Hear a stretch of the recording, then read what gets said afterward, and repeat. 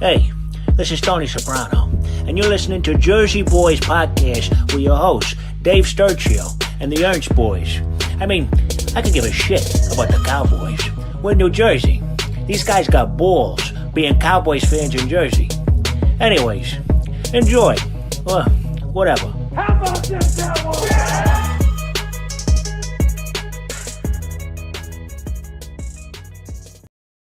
All right. Cowboys Nation, how are we doing? I hope everybody's doing well out there. Welcome to the Jersey Boyz Podcast. If you're a first-time listener, first-time viewer, welcome to the shit show that is the Dallas Cowboys. And, of course, this is Dave Sturchio alongside the Grinch himself, America's fan, Keith Ernst. Brett Ernst on assignment right now. He is trying to track down Micah and apologize for everything that we've done. So, anyway, hope everybody's doing well out there. It's been a really, really weird, I guess, 10, 12 hours for the Cowboys, or even more than that, almost 24, I guess you could say. I was at the Rutgers tailgate. Rutgers 1-0, by the way. Yeah, I was at the Rutgers tailgate, got the news. Not fun times to get the news like that, especially when I had to face the music and also call my old business partner, Chris Gucci, who's a Packer head, and I texted him and I called him and I said, "Hey, man." He's like, "Hey," you know what I mean? Like, he knew how I was feeling. Keith, your knee-jerk reactions to the Micah Parsons trade. We have people filing in on Twitter, Facebook, YouTube. If you're on Twitter right now and you're watching, come on over to the Chop Sports Media YouTube channel, subscribe and drop your comments. And looks like Jeff from Canada is already saying, "Here we go. Cowboys are going 12-5, according to Jeff," which is hilarious. Love you, man, from Canada. But Keith, your first knee-jerk reactions to this whole debacle. You're not gonna bring up what I said. I mean, look. All right. So here, hold on. Let me clean all this egg off my face real quick, okay? Because last episode I said that there was no shot you can deal Micah Parsons right now because of the value of what you can get in return. Just wait. If you just wait to the end of the season, you'll figure out who's got the top 10 picks, blah, blah, blah. So I said, no way. And what Keith had came back and said was, yeah, you can. You can get a whole lot of value. Let's get a couple first-round picks and a player. And, oh, by the way, that's what they got. A couple first-round picks and a player. And what I was trying to get out, which I got out to other people I speak with, is I pretty much said that 2 first-round picks and a team's best defensive tackle. That's what I was saying, which is crazy that it happened, right? So I am on the outside here of most Cowboy fans, and I know people are going to freak out right now, but I willing to say, now here's another thing, Sturch. Well, you got to realize you're bringing up Herschel Walker in text, right? Yeah. You got to remember Herschel Walker was third or fourth game of the season in 1-15. It didn't happen before. So when they traded him, it was during the 1-15 season. Right. So I just want to put that out there. Okay. You don't have to wait to the end of the season. And let me tell you something. If social media was around then, the same reactions would have happened. That same exact thing. Nobody could believe the Cowboys traded the best, not the best offensive player in the NFL. They were saying he was the best player in the NFL at the time. And look what we did with that. Now, I'm going to bring this up, Cowboy Nation, okay? Take a deep breath. But I'm willing to say this is the best move Jerry Jones has made since Jimmy left. And it's going to, and it's a work in progress. I get it. Right. Now, so I'm just going to say, somebody asked me my knee jerk reaction. I said, you're going to have to ask me in 2027. You know what I mean? Like when you turn all this into something, and that was Jerry's thing. He's like, well, they could be pro bowlers. And I'm like, yeah, I understand that, Jerry, but they can also be Mozzie Smith and you can whiff, so that is a possibility. That's why right now, if you're asking me right now, go ahead. No, go ahead. I was going to say that, but also you look at late round picks like a Ray Lewis or an Ed Reed. There are players you can get late in the first round. So Everyone thinks the Packers are going to be like the 30th pick. Suddenly they're going to the Super Bowl. But that's my whole thing with this. Okay. And this is where I'm being misunderstood. I think Mike is a great player. I think he's a fantastic pass rusher.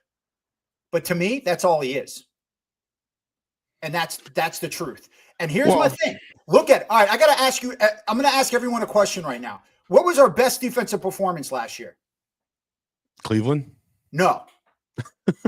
It was the Steelers, believe it or not.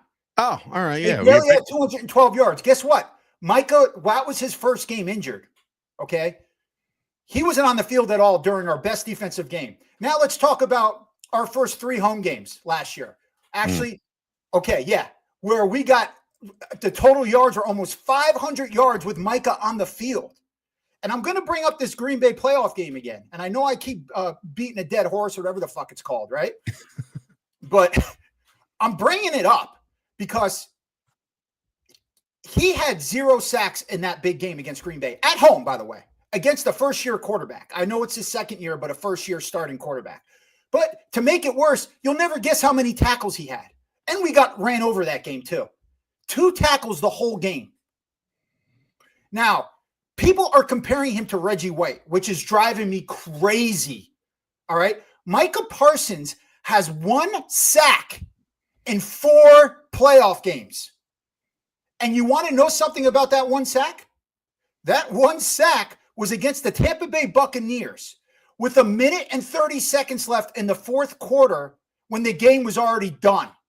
And it was on Tom Brady. So on Tom Brady, that's 1 sack. Okay. So, and to compare him to Reggie White, who, by the way, had 3 sacks and 1 Super Bowl. I mean, it's ridiculous. It's the most ridiculous comparison because Reggie White is one of the most well-rounded defensive players ever. And go ahead. No, I was going to say, I mean, that's what a lot of people were saying about Micah Parsons. I mean, the kid's 25 years old, so he just got his first mega deal, right? And shout out to Micah for retiring his mother. That was a cool video. Again, it sucks he's gone. I don't even understand that, but go ahead. Well, he just basically said he's making money now that mom doesn't have to work no more, ever. But he was making like $10 million a year before. Yeah, but now before Or does he want to move her? He wants to get her own island or something? He was taking it all himself, I guess.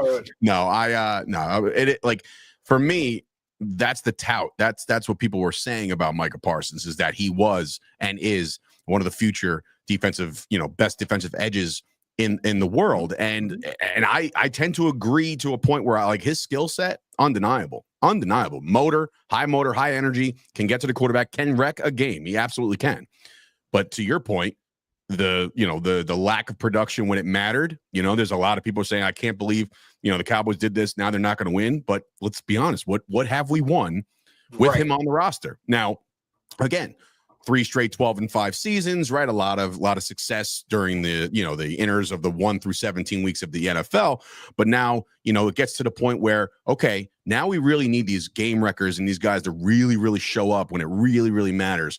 And look, nobody did. I'm not just putting this on Micah Parsons, but nobody did. But now the amount of money the Packers are paying him, I don't even think, and Jerry Jones claims that the offer he made was actually more guaranteed money than the Packers just gave him. So, oh, wow. Yeah. So like that, at least that's what I got out of the press conference yesterday, or maybe he was, singing his delusional ways. But like, I will say that the Cowboys now have a shit ton of money. What they do with that money right off the rip, I can think right off the top is like extend guys like Deron Bland, Tyler Smith. No, Tyler, because I got kind of limited. I want to get into what we're actually losing here. Okay, because and what I'm trying to say is with Micah, I meant, dude, all right, this is to Pack. I know Packer fans aren't listening. Okay, but this is what you're going to get. Maybe one. You're going to get splash plays against the Bears. You are shitty team. But when they're playing the Lions for the division, I want to see where Micah is then. Okay. Because going through so everyone's talking about 54 sacks in 4 seasons. That's amazing. Do you know where half of those sacks came from? You want me to tell you? Because I will. Sure. Okay. Half of those sacks came against the New York Giants, the Washington Commanders, who sucked until last year, and you'll never guess the other team, the Carolina Panthers. All right, big fucking deal. I'm sorry. When you're going through that San Francisco Sunday night game a couple years ago, 0 sacks. He didn't play in the one last year. The Buffalo game where we got when it was them versus us and we needed that game for home field advantage, 0 sacks and 3 tackles. That's what I'm talking about, guys. I mean, I don't understand why this is so hard to see. This is the difference between Jersey buyers, not New Jersey, not Jersey boys, Jersey buyers, and people that actually watch every play of every game. And this is not knocking Micah. All it's saying is I did not want to give a player like that much money. I would have gave him 30 million, 35 million. I mean, whatever, maybe even, but I know what the market was asking, and it was asking for it's his turn to be the highest paid non-quarterback. Well, that person should be the best non-quarterback in the NFL, and it's not him. It's just not. So, anyways, I got that off my chest too. Yeah, no, look, I mean, and make no mistake about it, the Cowboys did turn this into 2 1s, which gives you 4 number 1 picks over the next 2 years, which is nice to have, right? It's a luxury. And I might be frozen here for a second, but here we go. So it might be a nice luxury to have is 4 first-round picks. But the problem I have now is, okay, the first-round picks are there, Keith, but look how we treat our first-round picks at the end of their rookie deals. They don't even know how to handle that shit. Now you want to handle 4 players in 4 years from now, 5 years from now? Well, here's my question to you. I mean, you're right. They do wait, but that's what everyone's saying. I've got people. By the way, I'm at war on social media. I mean, it's so hard. And you know what's the hardest part? And you have kids, so I'm trying to get my kids ready for school, and I read one comment, and before I know it, my daughter's like, "Where's breakfast?" I'm like, "Oh man," because I'm typing away. God, I'm such a loser. So, anyways, but yeah, what were you saying? No, I'm sorry. I'm just saying, like, are we really prepared to actually make 4 first-round picks in the next 2 years, or are we going to dish some of these off? Because yeah, I mean, you're right. Okay, but you look at, like, we signed Zeke, which didn't turn out to be the best idea. If we would have done this with Zeke, you don't think the whole world would have went crazy on social media? Johnny Box coming in a month ago, I would have said this was crazy, but you guys are spot on. I'm fully converted to Team Grinch. Team Grinch, Johnny. Love it. But think about it for a second. If they did this with Zeke, you're telling me that the same thing wouldn't have happened? Oh, they're giving away the best running back since Emmitt Smith or Walter Payton or Barry Sanders. Oh, they're a bunch of everyone goes crazy because they're all Jersey buyers. You know what I'm saying? Mm-hmm. Like, you got to understand the game and how it works. Now, I will say that he got Dak, he got CD. This is very unlike Jerry to do what he did. Very unlike him. Very uncharacteristic to let go of his own. Very uncharacteristic. So, and I don't even know if maybe Steven wanted to do it. Who knows? Because Jerry might be on his way out. Well, Steven might be the one making those picks. Exactly. So I don't know, but I like it for the simple fact. And now, guys, you got to understand. And in our last podcast, Dave, I was listening to it as Sturch. You literally go from saying, and it's crazy the segue. You went from saying our deepest spot on our deepest position on the Dallas Cowboys right now is our edge rushers. That's what you said. I still think that. Yeah. And your very next comment was our weakest link right now on the Dallas Cowboys is our defensive line. And it's just crazy how this works, right? We're where we need it. Okay. So I'm just saying, I like the trade. It doesn't mean I don't think Micah's an exceptional player, but I don't think he was worth what was given to him at all. I just don't. Yeah, I'm not about to play that game where what I think guys are worth or not, but like, and like you said before, it was his turn. He was up, and then like the market dictated his salary, and that's what it is. But for the Cowboys to, like, a lot of people are like, well, if they had all this money, because now they have $47 million in cap space, which is second highest in the NFL next to the Patriots, who have 52. So now people are like, well, if they had all this money, why didn't they sign Micah? Right. And I'm like, I think this is simply a case of Jerry Jones felt like he got punked by Micah Parsons and his agent. And if you all watch the documentary, which I know most of Cowboys Nation has, the biggest, most riveting part of that whole entire series to me was the end of episode 4 when he told Ed Warder to stick. Sorry.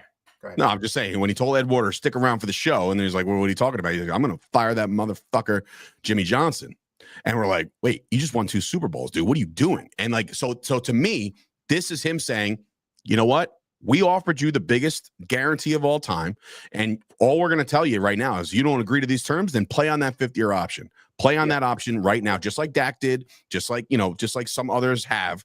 And Dak was franchised twice, by the way, and then got paid $60 million a year. So they weren't willing to wait it out, and they said if you don't want to play in the 5th, that's fine, but you're out of here, man. And that's it. Yeah. So again.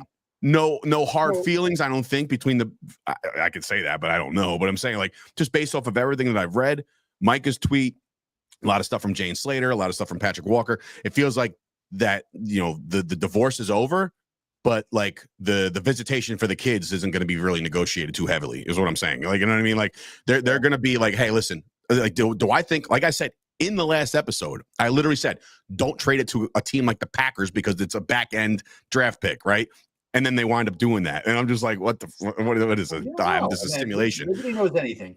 Yeah, nobody knows exactly why people do what they do. All I know is, for whatever reason, Jerry Jones went on record yesterday and said that they're better now. They're good. And I'm like, all right, you can't trade away that good of a player and pretend that you're good, that you're better. Because, yes, did they fill a need? 100%. Kenny Clark, defensive tackle, 29 years old. A little bit, he's going to be on the plus side of 30 soon, but sure. Pro Bowler, I get it. Good player. You can't deny he's not a good player, right? But it's the unknown shit, and it's the fact that But my thing is, though, I know. I'm just saying. I think we are going to have a better defense this year. I just do. And I know it sounds crazy. I know, but bro, he was awful against the run. Everyone is just seeing this sack presence. Uh-huh. I mean, Go look yourself. Go look at stats. Look at when he's on the field and how many yards are rushed against him. Go back to that Baltimore game. He single-handedly had almost 200 yards in his direction when he's supposed to be stopping the run. I mean, the game is more than just dropping back for a pass. There's more to it than a big splash play. Look at Reggie White. Look at Lawrence Taylor. Look at these players. They were never on a team that allowed almost 1,200 yards of offense in 3 straight home games. Never in a million years. I mean, I'm bringing up facts. Listen, like I said, I would be interrupting and trying to encounter you, but you're bringing up all facts. So this is the truth. I mean, you got to look at that. I understand he's dynamic and he's a physical specimen, and he's like Brett's mom, but. But seriously, though, it's something where, it looks. I mean, it looks good on paper, should I say? But it really doesn't when you go into the stats, because it doesn't. Right. He's not good against the run. If he doesn't make the big play, you do see him slow down after. And what else I notice is him getting tired a lot too in games. So because when you go 110 miles an hour the way he is, besides that big sack against the Carolina Panthers that he made. I mean, that's huge, right?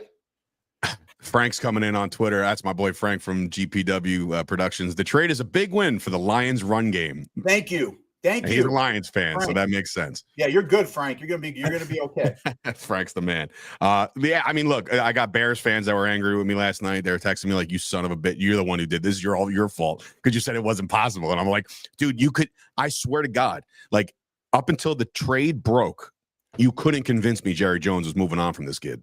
Just based off of history, just based off of who we've had on this team and how many times you're going to be a Cowboy for life. We're going to put you on the broadcast team in 30 years and all this other shit, right? You're going to be this Cowboy mogul forever. Now, here I am thinking 4 years from now when the Packers are like, you know what? It didn't pan out. Maybe there's a reunion in Dallas. Who knows? I have no idea. I was going to say, though, and the reason I did when we did the podcast the other day, and I was like, why not? Why not? Why can't they? Why can't they trade him? I don't understand what you're saying. In that documentary, the very first episode, Jerry Jones says something that was sticking in my head as well. And what he says is, when you succeed in business, you got to do the opposite of what everyone's thinking. And it's weird that he hasn't been doing that until this. Yeah, this. He's never done anything like this since friggin' even Herschel Walker. There were other moves they made, the Charles Haley moves. There were a lot of good moves the Cowboys made when Jimmy was there. a lot of these ESPNs and FS1 guys are out there saying this is the worst trade the Dallas Cowboys have ever made. Can I also interest you in trading 2 first-round picks for Joey Galloway? Can I also interest you in the first-round picks we gave up for Roy Williams? You know what I mean? Like, it's not the worst. You're good. Okay. Sorry. Yeah, it's good. Ladies and gentlemen, this is R-rated now. No, but in reality, like this isn't like this is obviously catastrophic in the moment. Right now, you're all like, we're all feeling in our feelings. Where we're like, this is brutal. Like, you know, like I can't believe they actually did this. The general Cowboy public, not me. Yeah. Say what? What? The general Cowboy public. Yeah, and you know what though? And I went off on my high horse yesterday, and I might have said a couple things like, yo, if you want to just mail in your Cowboys fan card because of this, then go ahead. You're a bitch, you know, like, and straight up, like, you're soft. Like, if you can't get over the fact that the Dallas Cowboys do things a little unorthodox, comparable to other teams, and then the response to that was, well, we've been dealing with this for 30 years. You're spoiled. You had the 90s. And I'm like, you know, not for nothing, but like, I should be given a fucking Pulitzer Prize for sticking around for this team for this long after 30 years of nothing, right? So if you want to leave now, fine, but the revolution will be televised. Okay, I'm saying like this. But I mean, just because, and this is in their, you know, in their defense too. I mean, you know, and just because they're not happy with the trade doesn't mean they're not fans anymore. On either side, I mean, it's like, you know, right? I mean, it's because they care about the team. Like, this is it. This is the last straw for me. Blah blah blah. Well, if they're saying that, then you know, Brett does that all the time. He's always like, "I'm done. I'm done. I'm done. Dude, you understand? Years. I'm tired. I'm tired." I mean, literally before last episode, before you got on, when we're sitting here bullshitting, waiting, he's like, "Man, I gotta tell you, I'm optimistic. I'm optimistic." I know. And then we started the show. He's like, "Man, I tell you, this sucks." I'm just like, "Dude, well, come on, with everything that you love," and I don't mean to compare it.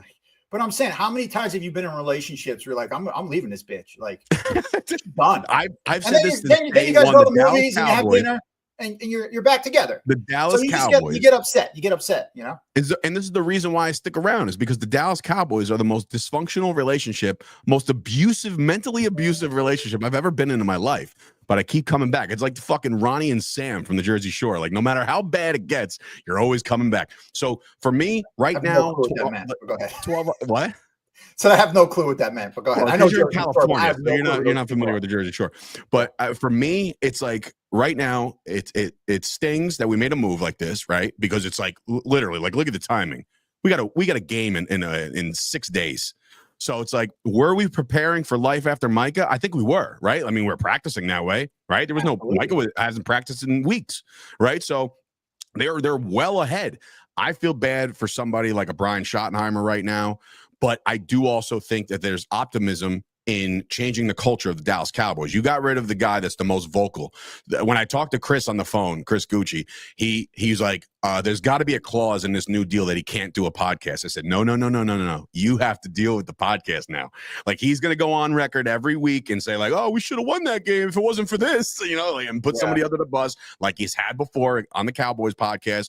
Last night I stayed up late to listen to his brother. His brother was talking in a live space on Twitter, and he was saying, like, at the 11th hour, Jerry just got fed up. You know, you got fed up. And that's the kind of shit that when you're Jerry Jones and you feel like you've been wronged or double-crossed or anything like that, and again, yes, should he have been dealing with the agent from the jump? Absolutely. I hated that podcast so much. Oh, yeah. Well, Catching Missiles here on Twitter. Hated the podcast. Nobody liked it. Like, nobody went out there and was like, I can't wait to see what Micah Parsons has to say about that loss. Nobody liked it, right? So, hey, that's one less thing. Now, think about the team that we have right now on paper right now. Mm-hmm. Is there anybody out there on the 53-man roster right now? I'm not saying do they have a podcast? They might, whatever. But I'm saying, like, is there anybody that's going to be vocally, you know, give us a bitter taste in our mouth, or can we just deal with Jerry now?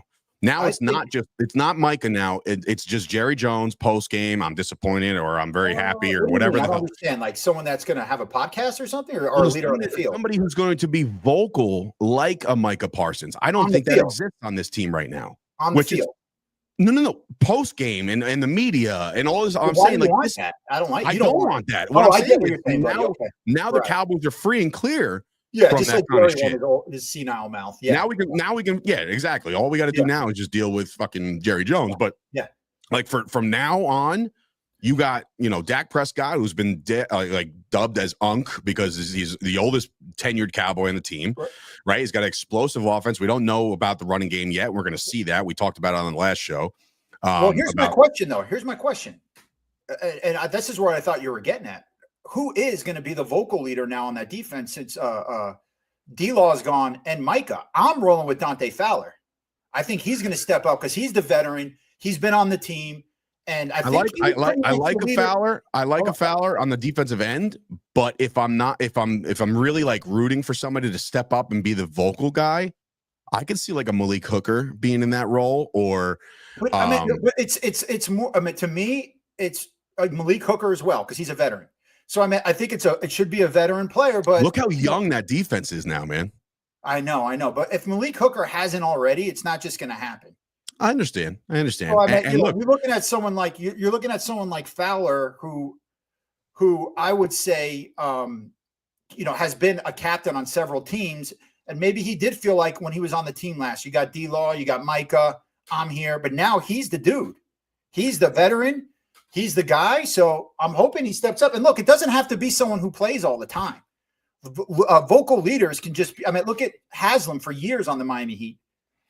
You know what I mean? Like you get players that and he contributes. This guy, Fowler. So it's going to What if I was to tell you that the most vocal guy on this team going forward is going to be somebody like DeMarvion Overshown?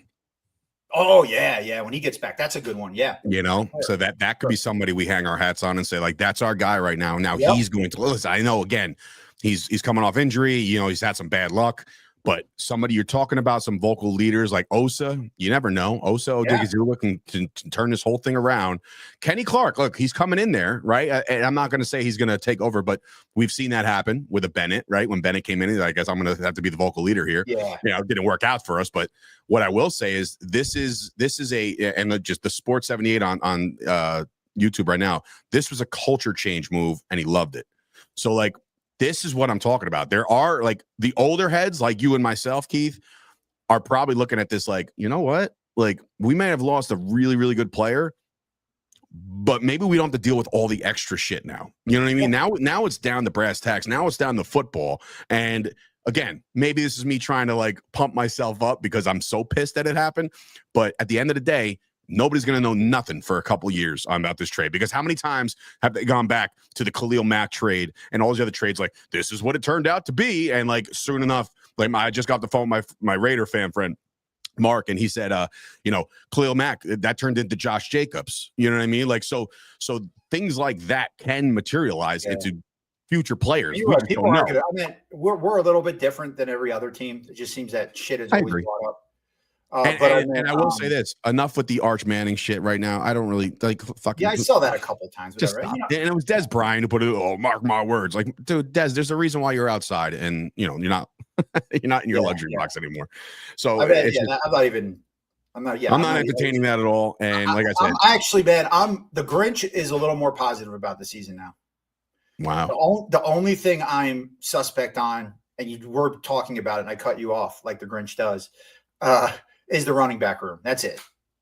And I'm still a little suspect on the linebackers, but I like having two interior defensive linemen, which will make the linebacker a little easier for the guys stopping the run.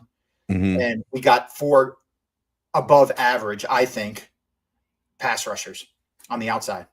Yeah. I don't think that, like I said, for that boom, splash, play, sack, fumble shit, that will exist. It doesn't have to be Micah Parsons to do that. You know what I mean? Sure. And again, good riddance. And I hope I don't say I hope he excels, because guess what? Week 4, Sunday Night Football, Mike is coming home back. You know what I mean? So that's 28th, right? Or 29th or something. Yeah, it's the end of September. But like that's going to be must-see television.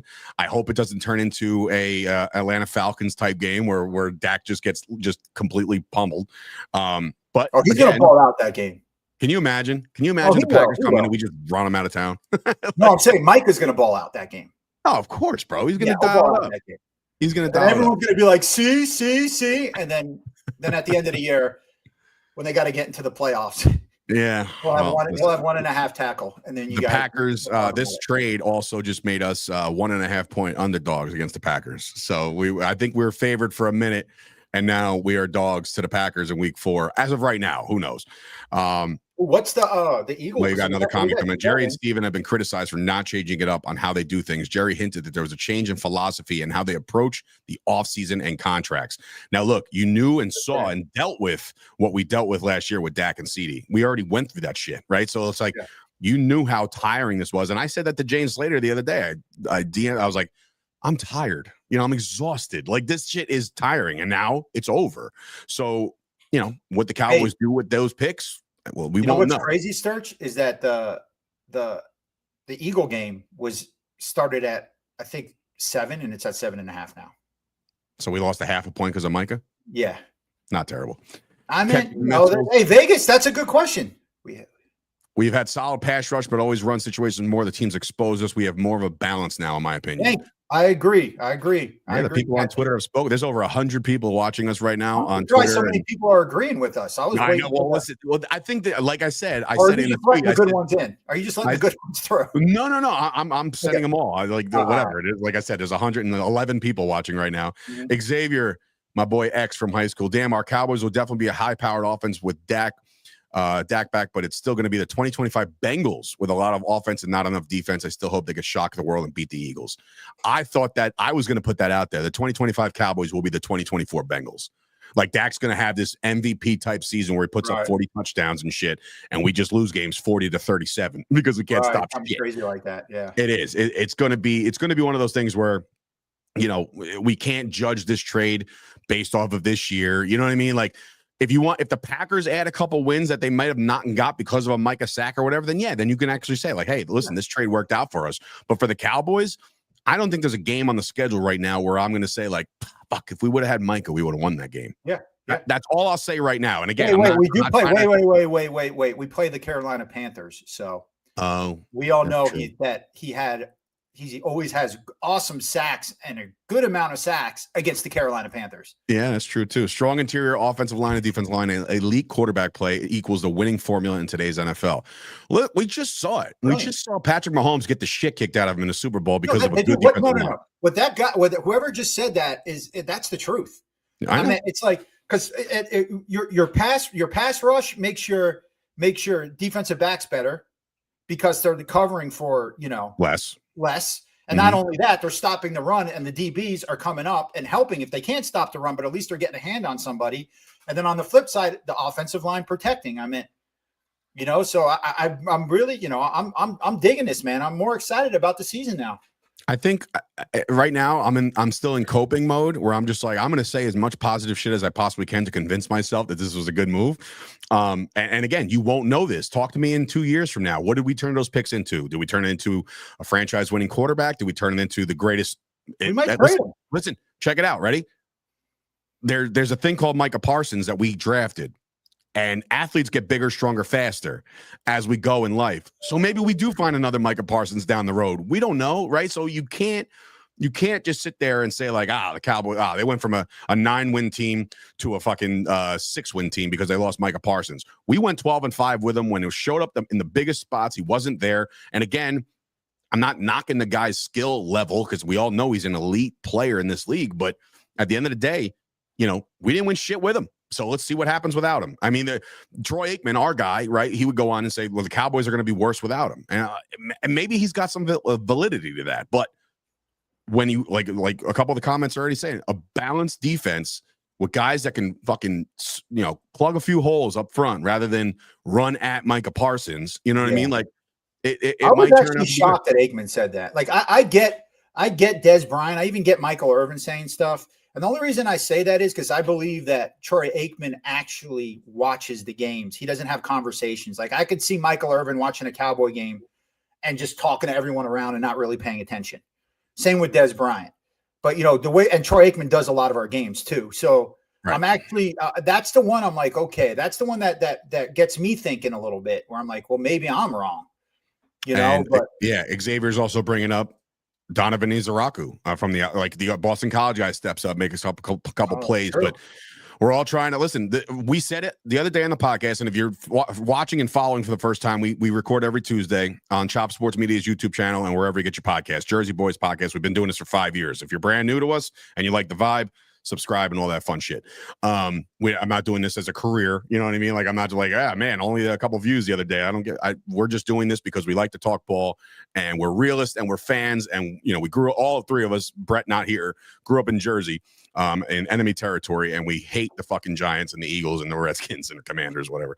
But look, man, to put a bow on this, I know, you got somewhere to go, and I got a busy day as well, but the Cowboys made a significant move, one of the biggest trades that they've ever made in their franchise history. This goes up there with the Herschel Walker trade, even though I feel like the Herschel Walker trade produced more, but we're not going to know. We're not going to know for a couple years of what this produces. Next week, 6 days away, the Cowboys play the Eagles. I still am standing on the ground that I think the Cowboys, when you look at opening days and like first 2-3 weeks of the NFL, not all these elite teams have their footing yet. So if you're going to pick a team off, you do it on opening night, and I think the Cowboys can have a legitimate chance. If you want to make it a shootout, make it a shootout. If Dak has the ball last, we're going to win that game. So I'll tell you this right now. I don't know if I can make next week, bro.